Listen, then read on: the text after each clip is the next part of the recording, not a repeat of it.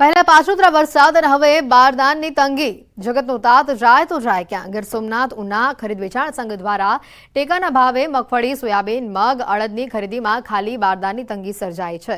ખાલી બારદાન ન હોવાના લીધે ટેકાના ભાવે ખેડૂતોની મગફળીની ખરીદી બંધ કરવાની ફરજ પડી છે.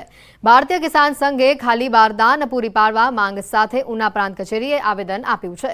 4 દિવસમાં પૂરતા પ્રમાણમાં ખાલી બારદાન નહીં આવે તો ખરીદી અટકાવી ગાંધી ચિંધ્યા માર્ગે ઉપવાસ આંદોલન કરવાની ચીમકી ઉચ્ચારી છે. 23મો વારો આવ્યો તો 10 દિવસમાં 23 ખેડૂતના વારા નથી આવતા તો 3 મહિને કેટલા ખેડૂતના વારા આવી? તમે અને આ સમસ્યા બારદાન નથી આવતા તો બારદાન વાકે ખેડૂતને રજા રાખવી પડે. એ બોલાવ્યા હોય એ ખેડૂતને અહીં માંડવી પૂરી થઈ વાહન ભાડે લાવ્યા હોય એ વાહનનું કરવાનું ખાલી થાય નહીં, કોઈ સમસ્યા ન થાય તો બારદાન જોઈએ. એટલા 8-10 હજાર બારદાન તમારે ખરીદી જ કરવી કે પછી 3 મહિને અમારો વારો આવ્યો, 3 મહિને વારો આવ્યો અને 2 મહિને તમે પૈસા મોકલો તો ખેડૂતને પાન રે હું. જે ઉના ખાતે ખરીદ વેચાણ સંઘમાં જે ટેકાના ભાવે મગફળી તેમજ સોયાબીનની ખરીદી માટે જે કેન્દ્ર આપેલ છે તેમાં આશરે 4-5 હજાર લોકોનું રજીસ્ટ્રેશન થયેલું છે. તેની સામે રોજના ખાલી બારદાન 1000 થી 1500 જ આપવામાં આવે છે. જ્યાં 8 થી 10 હજાર બારદાનની રોજે જરૂર હોય તો ખેડૂતોને હેરાનગતિ કરવામાં આવે છે, લાંબી લાઈન થાય છે.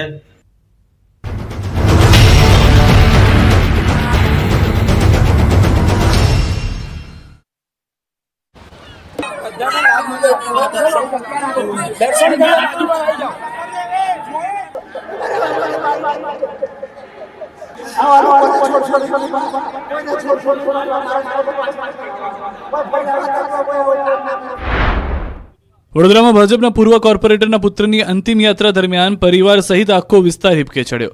એકના એક જુવાન જોત દીકરાની વિદાય જોવા વેળાએ આંસુઓનો દરિયો વહી ગયો.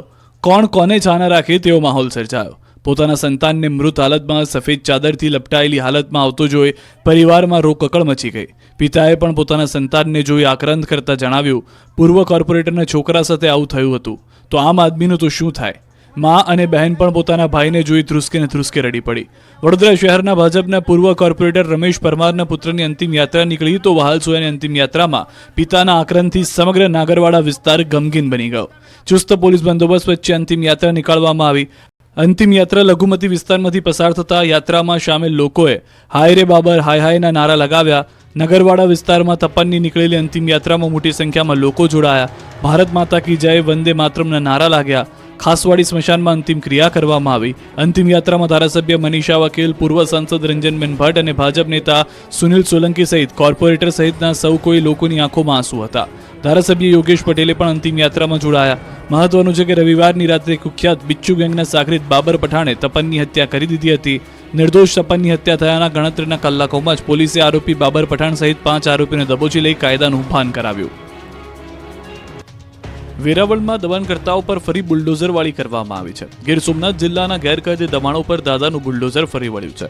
વેરાવળના બંદર રોડ પર મેરીટાઈમ બોર્ડની જગ્યામાં કરવામાં આવેલા દબાણો પર બુલડોઝર ફેરવવામાં આવ્યું હતું.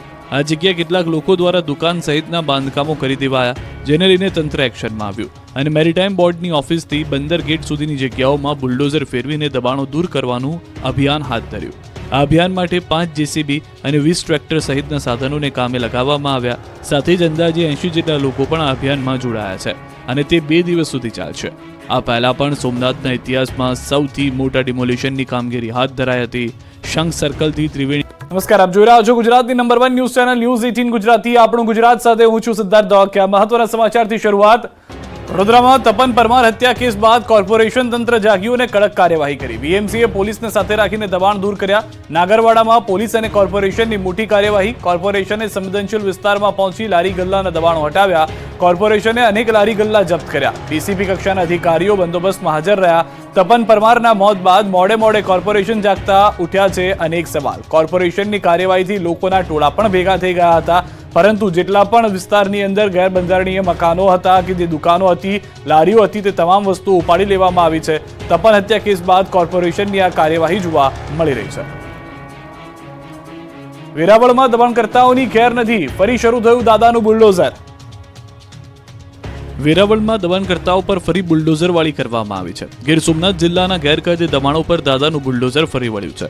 વેરાવળના બંદર રોડ પર મેરીટાઈમ બોર્ડની જગ્યામાં કરવામાં આવેલા દબાણો પર બુલડોઝર ફેરવવામાં આવ્યું હતું.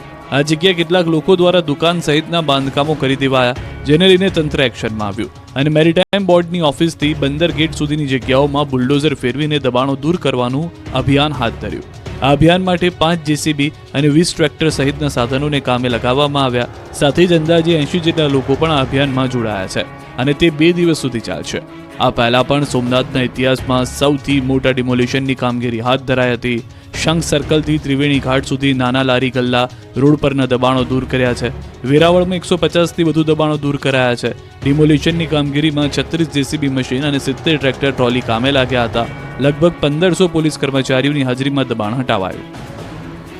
પાટણમાં મેડિકલ કોલેજના છાત્રના મોતથી ધાંગધ્રાના જેસડા ગામમાં શોકનો માહોલ, તો આરોપીઓના રિમાન્ડ પણ મંજૂર.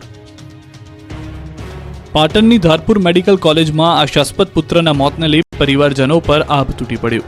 અનિલના મોત બાદ પરિવારે એકનો એક પુત્ર ગુમાવ્યો. મૃતકના પરિવારમાં અનિલ સૌથી નાનો હતો અને તેને 2 મોટી બહેન છે. એક બહેનના ફેબ્રુઆરીમાં લગ્ન છે.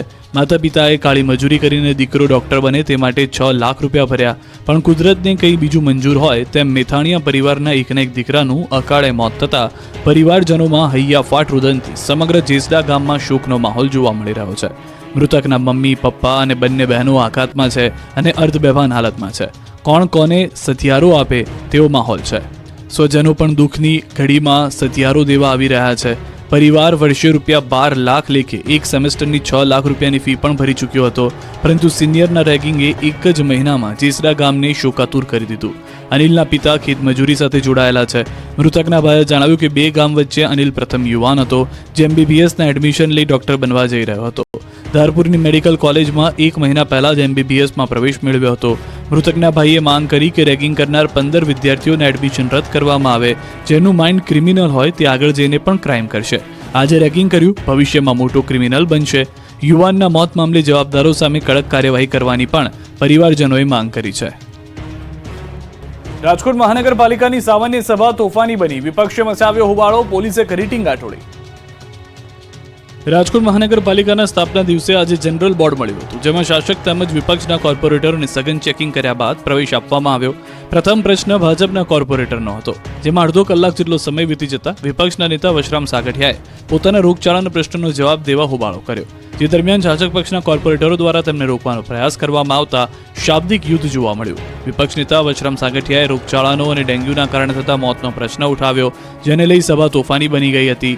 પોલીસ અને નેતાઓ વચ્ચે ચકમક થઈ ગઈ હતી. પોલીસે ટીંગાટોળી કરી હતી. વશરામ સાગઠિયાને બહાર કાઢી મૂકવામાં આવ્યા હતા. વિપક્ષ નેતા